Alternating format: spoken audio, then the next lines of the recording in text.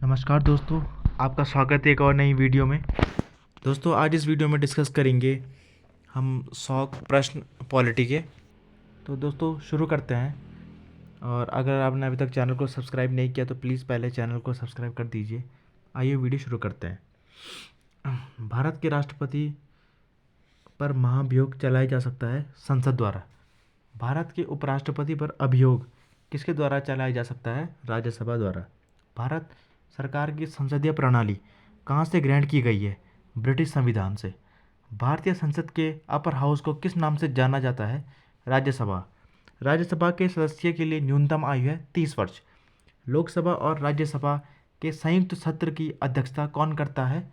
लोकसभा का स्पीकर। भारत के नियंत्रक और महालेखा परीक्षक की रिपोर्ट की समीक्षा करने वाली संसदीय समिति है लोकलेखा समिति। भारतीय संसद में लोकलेखा समिति का अध्यक्ष होता है विपक्षी दल का नेता। राज्यसभा के सदस्यों का सेवाकाल कितना होता है? 6 वर्ष का होता है। नागरिकता प्राप्त करने के लिए शर्तें निर्धारित करने वाला सक्षम निकाय कौन सा है? संसद। अखिल भारतीय सेवाओं का सृजन की शक्ति किसे प्राप्त है? संसद को। मंत्रिमंडल सामूहिक रूप से उत्तरदायी होता है लोकसभा के प्रति।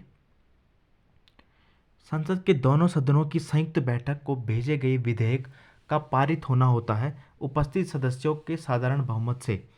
भारतीय संसद के कितने सदन हैं? भारतीय संसद के 2 सदन हैं। कहाँ कानून बनाने का प्रस्ताव पेश किया जा सकता है? लोकसभा और राज्यसभा में। संसदीय शब्दावली में समापन से क्या आशय है? संसद के सत्र का अंत। लोकसभा में किसी विधेयक को धन विधेयक के रूप में प्रमाणित कौन करता है? लोकसभा का अध्यक्ष। अब ये जो भारत के संविधान के अंतर्गत अवशिष्ट अधिकार का अर्थ क्या है? दोस्तों इसके बारे में बताता हूँ मैं। 2 अवशिष्ट अधिकार वो होते हैं जो ना राज्य सूची में आते हैं, ना केंद्र सूची में आते हैं, ना समवर्ती सूची में आते हैं, वो क्षेत्र। और इन पे अधिकार बनाने का इनमें कानून बनाने का अधिकार होता है, वो संसद के पास होता है। इसे हम अवशिष्ट अधिकार कहते हैं। भारत में पहले ही निर्वाचित लोकसभा अस्तित्व में कब आई थी? ये अप्रैल 1952 में आई थी। लोकसभा के प्रथम अध्यक्ष थे जीवी मावलंकर। भारतीय संविधान के अनुसार संसद के दोनों सदनों का अधिवेशन 1 वर्ष में कम से कम कितनी बार बुलाना आवश्यक है? 2 बार। किसी विधानमंडल के किसी सदस्य का द्वारा प्रस्तुत को जन महत्व का अविलंब मामला मानते हुए जो चर्चा की जाती है उसे क्या कहते हैं? उसे स्थगन प्रस्ताव कहते हैं। यदि संसद किसी विशिष्ट उद्देश्य के लिए कोई समिति नियुक्त करे तो उसे कहते हैं तदर्थ समिति। 1 वर्ष तक राजस्व एकत्र करने का प्रस्ताव सरकार किस विधेयक द्वारा करती है? वित्त विधेयक द्वारा। भारत के संविधान की कौन सी अनुसूची राज्यसभा में सीटों के बंटवारे का निर्धारण करती है? 4थी अनुसूची जो राज्यसभा की सीटों का निर्धारण करती है। भारत राज्यसभा का सभापति कौन होता है? भारत का उपराष्ट्रपति। और ये भी आप कह सकते हैं कि जो भारत का उपराष्ट्रपति होता है वो अपनी जो तनख्वाह लेता है वो किसके रूप में लेता है? वो राज्यसभा के सभापति के रूप में अपनी तनख्वाह लेते हैं। उपराष्ट्रपति की जो फीस है, उसके बाद सैलरी है, उसके बारे में कोई भी संविधान में उल्लेख नहीं है। सिर्फ उपराष्ट्रपति के पद के बारे में उल्लेख है। और जब सैलरी का बात आती है तो उसमें सभापति का नाम आता है कि राज्यसभा के सभापति की सैलरी इतनी इतनी है।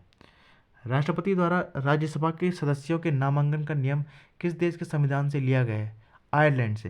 तो दोस्तों राष्ट्रपति द्वारा राज्यसभा के सदस्यों का नामांकन की बात हो रही है यहाँ पर, जो कि हमने आयरलैंड से लिया है। और आयरलैंड से एक और चीज़ ली है, जो नीति निर्देशक सिद्धांत है वो भी हमने आयरलैंड से लिया है। लोकसभा का कार्यकाल कितनी बार 6 वर्ष तक बढ़ाया गया है? दोस्तों एक ही बार। लोकसभा का जो हमारी जो लोकसभा है उसका कार्यकाल वैसे 5 वर्ष का होता है, लेकिन अभी तक के इतिहास में सिर्फ एक बार उसका कार्यकाल 6 वर्ष के लिए बढ़ाया गया है। भारत में किसकी स्वीकृति के बिना कोई भी सरकारी खर्चा नहीं किया जा सकता? संसद। और संसद के सामने प्रस्तुत करना पड़ता है सरकार को, जो भी सरकार खर्चा करना चाहती है, तो बिना संसद की स्वीकृति के कोई भी सरकारी खर्चा नहीं किया जा सकता है। कौन सा अनुच्छेद संसद को राज्य सूची के विषयों में कानून बनाने का अधिकार देता है? अनुच्छेद नंबर 249। तो यह अनुच्छेद जो संसद होती है हमारी, जो राज्य सूची के अधिकार भी बना सकती है, ये एक विशिष्ट प्रकार का हमारा अनुच्छेद है जो है 249। लोकसभा के निर्वाचित सदस्यों की अधिकतम संख्या क्या है? 550 है। और वर्तमान में वैसे जो संख्या है वो 545 है, लेकिन अधिकतम कितनी हो सकती है? अधिकतम हो सकती है 550। भारतीय संसद का जनता द्वारा निर्वाचित सदस्य कौन सा है? लोकसभा। तो दोस्तों, लोकसभा में जितने भी सांसद चुन के आते हैं उनको डायरेक्ट जनता वोट देती है, और राज्यसभा में जो है डायरेक्ट जनता वोट नहीं देती, जनता के प्रतिनिधि वोट देते हैं राज्यसभा के सदस्यों को चुनाव करने के लिए। किसके दौरान अधिक्य बजट की संस्तुति की जाती है? तेजी के दौरान भारतीय संसद द्वारा विश्व संसदीय प्रणाली की कौन सा अभिनव चर्चा प्रक्रिया, सॉरी ये गलत क्वेश्चन है। संसद सदस्य संसद में अपनी सदस्यता गवा देगा यदि वो सत्र से निरंतर अनुपस्थित रही 60 दिन तक। दोस्तों, अनिवार्य है 60 दिन के, मिनिमम 60 दिन के अंतराल के बीच वो उनका रहना अनिवार्य है कि मिनिमम 60 दिन का अंतराल मिल सकता है किसी को भी। अगर 60 दिन का अंतराल पार कर दिया उन्होंने, 60 दिन तक लगातार एब्सेंट रहे संसद, तो उनकी सदस्यता संसद से चली जाएगी। राष्ट्रीय कोष की अभिरक्षक कौन सा अंग है? विधानमंडल। पहले अविश्वास प्रस्ताव और दूसरे अविश्वास प्रस्ताव के बीच कितने अंतर होना चाहिए? तो 6 माह का अंतर होना चाहिए पहले अविश्वास प्रस्ताव और दूसरे अविश्वास प्रस्ताव के बीच। लोकसभा आयोजित करने के लिए अपेक्षित गण पूर्ति क्या है? 1/10। तो अगर हम किसी भी लोकसभा में कोई भी हम लोकसभा में अगर आयोजित करते हैं लोकसभा की सभा को, तो कम से कम 1/10 कुल सदस्यों का 1/10 को अवश्य है उपस्थित होना। किसने कहा था संसदीय लोकतंत्र का अर्थ है एक व्यक्ति और एक मत? डॉक्टर भीमराव अंबेडकर, जो हमारे संविधान के निर्माता डॉक्टर भीमराव अंबेडकर जी का कहना था कि संसदीय लोकतंत्र का अर्थ है एक व्यक्ति और एक मत। मंत्रिपरिषद की बैठकों की अध्यक्षता कौन करता है? तो प्रधानमंत्री करते हैं मंत्रिपरिषद की बैठकों की अध्यक्षता। योजना आयोग का अध्यक्ष कौन है? प्रधानमंत्री। ये योजना आयोग था, अब नीति, इसके आगे नीति आयोग आ गया है, तो उसके अध्यक्ष भी हमारे प्रधानमंत्री होते हैं, लेकिन अब योजना आयोग हट चुका है, उसकी जगह आ चुका है नीति आयोग। अब बात करते हैं अगले क्वेश्चन की। संसदीय प्रकार की सरकार में वो बराबर वालों में पहला होता है, वो कौन है? प्रधानमंत्री। मंत्रिमंडलीय तानाशाही का विचार किसकी देन है? म्यूर। भारत के प्रधानमंत्री तब तक अपने पद पर रह सकते हैं जब तक उन्हें प्राप्त है लोकसभा में विश्वास। सरकार या आयोग का गठन किस विषय की रिपोर्ट देने के लिए किया गया था? तो ये केंद्र और राज्य के बीच संबंधों की रिपोर्टेशन दी थी सरकार या आयोग ने। भारत का प्रधानमंत्री किस प्रक्रिया से नियुक्त होता है? ये सॉरी बनता है नियुक्ति से। भारत के पहले उप प्रधानमंत्री, हम यहाँ प्रधानमंत्री की बात नहीं कर रहे, हम यहाँ उप प्रधानमंत्री की बात कर रहे हैं, तो वो है हमारे सरदार वल्लभ भाई पटेल जी, हमारे भारत के पहले उप प्रधानमंत्री थे। किसी उच्च न्यायालय के न्यायाधीश की पेंशन प्रभारित की जाती है भारत की संचित निधि से। तो याद रखना आपकी न्यायाधीशों की जो पेंशन होती है वो भारत की संचित निधि से दी जाती है। राष्ट्रीय एकता परिषद का अध्यक्ष होता है प्रधानमंत्री। औपनिवेशिक भारत में एक संघीय अदालत की स्थापना किस अधिनियम के अंतर्गत की गई थी? 1935। भारतीय उच्चतम न्यायालय के न्यायाधीशों की नियुक्ति कौन करता है? राष्ट्रपति करता है। सर्वोच्च न्यायालय के न्यायाधीश किस आयु में सेवानिवृत्त होते हैं? ये सेवानिवृत्त होते हैं 65 वर्ष। भारत के उच्चतम न्यायालय को प्राप्त है मूल, अपीलीय और परामर्शदायी अधिकार क्षेत्र। किसका मतलब है कि सर्वोच्च न्यायालय मामले और उसमें शामिल कानूनी मुद्दों पर पुनर्विचार करेगा अपीली क्षेत्राधिकार के अंतर्गत। संविधान की व्याख्या कौन करता है? न्यायपालिका। भारतीय संविधान का अभिरक्षक कौन है? भारत का मुख्य न्यायाधीश। भारत में उच्चतम न्यायालय के न्यायाधीश के रूप में नियुक्ति के लिए कौन सी अर्हता अनिवार्य है? भारत का नागरिक होना चाहिए, एक से अधिक उच्च न्यायालयों में कम से कम 10 वर्ष तक एडवोकेट के रूप में प्रैक्टिस कर चुका हो, एक प्रतिष्ठित विधिवेत्ता होना चाहिए। उच्चतम न्यायालय के सेवानिवृत्त न्यायाधीशों के लिए कहाँ पर वकालत करने की मनाही है? भारत के किसी भी न्यायालय में सेवानिवृत्त के बाद नहीं कर सकते। उच्चतम न्यायालय में एक मुख्य न्यायाधीश के अलावा अधिकतम कितने अन्य न्यायाधीश हो सकते हैं? 25 अन्य न्यायाधीश हो सकते हैं।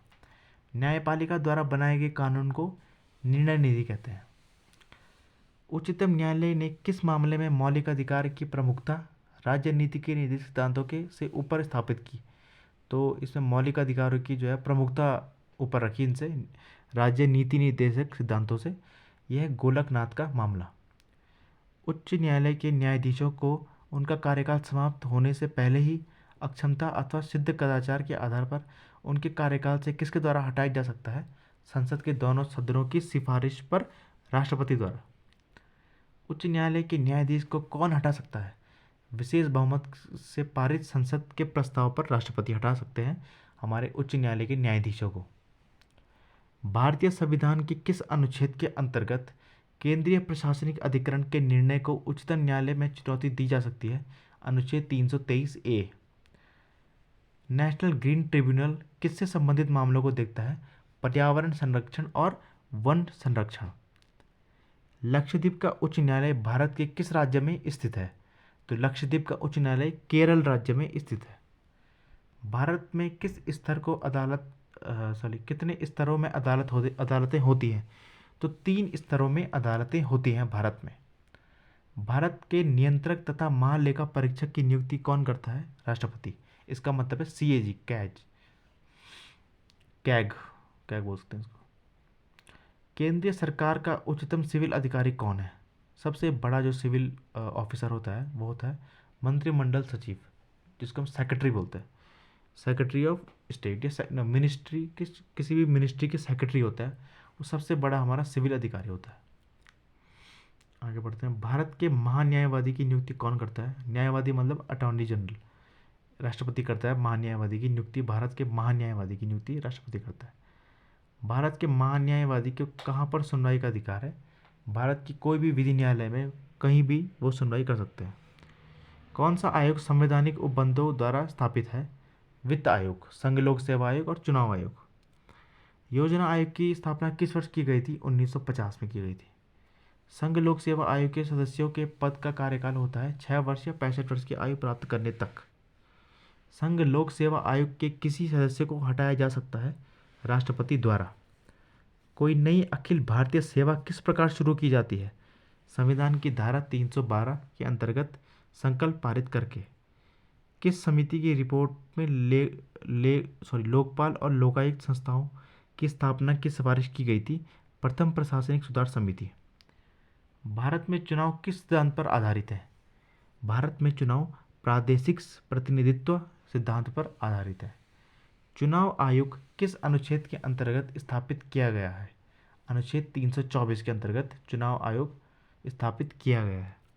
मताधिकार से क्या अभिप्राय है? वोट देने का अधिकार। भारत के नागरिकों के लिए निर्धारित मत देने की न्यूनतम आयु क्या है? 18 वर्ष। पहले 21 वर्ष थी, बाद में 18 वर्ष कर दी गई। मताधिकार एक प्रकार से एक विधि है जिसमें वोटर अपना वोट देने के अधिकार का उपयोग करता है।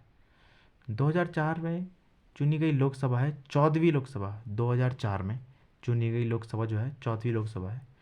राष्ट्रीय राजनीतिक दल वो दल होता है जिससे पड़े कुल पदों का 6% प्राप्त कर लिया हो। जो कुल मत पड़े हैं उसको 6% प्राप्त कर लिया हो 4 या अधिक राज्य में। तो दोस्तों हाल ही में एक और राष्ट्रीय दल बन गया है, वो है आम आदमी पार्टी, जिनको अब राष्ट्रीय दल का जो तमगा मिल चुका है। लोकसभा अथवा विधानसभा के किस चुनाव प्रत्याशी की जमानत राशि कब जब्त कर ली जाती थी? जब वो कुल मतदान के 1/6 मत भी प्राप्त नहीं कर पाता तो उसकी जमानत जब्त हो जाती है। किस दल ने 2 वर्ष के समय में 2 प्रधानमंत्री दिए हैं? जनता दल ने। क्षेत्रफल की दृष्टि से कौन सा संसदीय चुनाव क्षेत्र सबसे बड़ा है? लद्दाख। भारत के प्रथम मुख्य निर्वाचन आयुक्त कौन थे? सुकुमार सेन। संवैधानिक राजसी का अर्थ है संविधान द्वारा प्राप्त शक्ति के अनुसार राजा के द्वारा शक्तियों का प्रयोग। श्री N. गोपाल स्वामी की सेवानिवृत्ति के बाद मुख्य चुनाव आयुक्त का पद किसने संभाला है? नवीन चावला ने। चुनाव के दौरान राजनीतिक दलों और उम्मीदवारों द्वारा अनुपालन किए जाने वाली आदर्श आचरण संहिता है लोक प्रतिनिधित्व अधिनियम 1951 के विनिर्दिष्ट।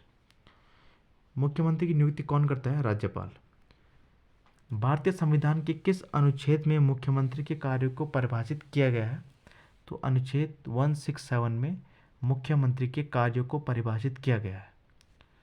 स्वतंत्र भारत की पहला राज्य जो भाषाई आधार पर बनाया गया था आंध्र प्रदेश। तो दोस्तों ये तेलुगु राज्य था आंध्र प्रदेश, जो पहला भाषीय राज्य था, मतलब भाषा के आधार पर बनाया गया था, और बहुत बड़े आंदोलन के बाद ये राज्य बना आंध्र प्रदेश। राज्य को भाषाई आधार पर कब पुनर्गठित किया गया? तो दोस्तों 1956 में, जब देखा कि हर राज्य से ये मांग आ रही है कि भाषा के आधार पर पुनर्गठन किया जाए, तो 1956 में भाषाई आधार पर पुनर्गठन किया गया राज्यों का। राज्य राजमार्ग का अनुरक्षण करते हैं वैयक्तिक राज्य। राज्य विधानसभा के सदस्यों की अधिकतम निर्धारित संख्या क्या है? 500। 500 से अधिक हमारे विधायक नहीं हो सकते किसी भी विधानसभा में। राज्यपाल द्वारा जारी किया गया अध्यादेश किसके द्वारा अनुमोदन के अधीन है? राज्य विधानमंडल। राज्यपाल द्वारा जारी विधानसभा में अंग्ल भारतीय या एंग्लो इंडियन समुदाय के कितने सदस्य नामित किए जाते हैं? एक सदस्य। और जो हमारी लोकसभा में उसमें राष्ट्रपति 2 सदस्यों को नामित करता है, 2 एंग्लो इंडियन को नामित करता है हमारे लोकसभा में। और राज्यपाल जो है विधानसभा में सिर्फ 1 एंग्लो इंडियन को नामित कर सकता है। अब लास्ट के 3 क्वेश्चन बचे हैं। यह वर्ष 2000 में संसद द्वारा कानून पारित किए जाने के बाद मध्य प्रदेश से कटकर बनाए गए राज्य का नाम था छत्तीसगढ़। तो दोस्तों याद रखना, नवंबर का महीना था 2000 में, सन 2000 में छत्तीसगढ़ अलग हुआ। किससे? मध्य प्रदेश से। किस अनुच्छेद के अनुसार राज्य विधान परिषद बनाई या समाप्त की जा सकती है? तो दोस्तों राज्य विधान परिषद बनाई जा सकती है या उसको समाप्त किया जा सकता है अनुच्छेद 169 169। लेकिन आप ये बात याद रखना कि राज्य विधान परिषद को कभी भी भंग नहीं किया जा सकता। या तो उसको बनाया जा सकता है या तो उसको हटाया जा सकता है, लेकिन उसको भंग नहीं किया जा सकता। स्वतंत्र भारत की पहली महिला राज्यपाल कौन थी? पहली महिला राज्यपाल कौन थी? श्रीमती सरोजिनी नायडू पहली महिला राज्यपाल थी स्वतंत्र भारत की। तो दोस्तों ये आज के 100 प्रश्न हो गए। हम ऐसे ही और एक और वीडियो लाऊंगा मैं इसमें, जिसमें 100 प्रश्न होंगे। तो thank you guys, thank you so much देखने के लिए, वीडियो देखने के लिए। Thank you.